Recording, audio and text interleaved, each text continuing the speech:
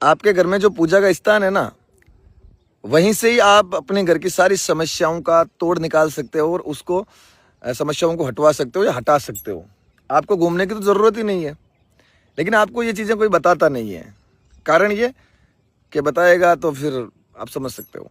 चलो मैं आपको है ना एक उपाय बताता हूँ, जिससे अगर आपके घर में तांत्रिक क्रिया या फिर लड़ाई झगड़ा हो रहा है या फिर बिजनेस की प्रॉब्लम, मतलब कुछ भी चल रहा है, तो आपको मैं उपाय बता रहा हूँ। आपको अपने घर का जो आपका मंदिर है, जहाँ पे देव स्थान है, वहीं पे ही करना है, दूसरी जगह कहीं मत करना।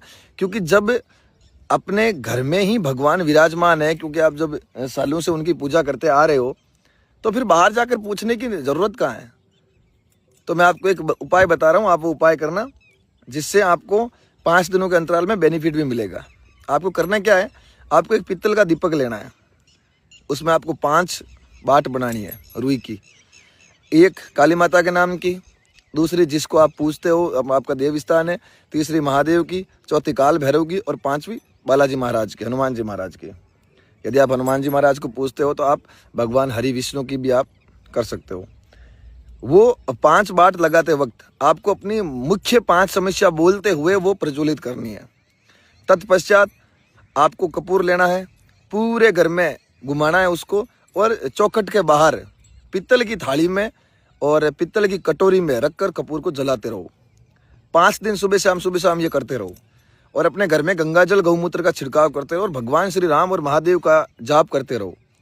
5 दिनों के अंतराल में आप ये पाओगे कि हाँ, वास्तव में हम ठीक हो रहे हैं और हमें आराम मिल रहा है। जब आप घर से ही ठीक हो सकते हो, आराम मिल सकता है, तो बाहर भटकने की तो आवश्यकता ही नहीं है। बिना मतलब तांत्रिकों के चक्रों में पैसा क्यों बर्बाद कर रहे हो?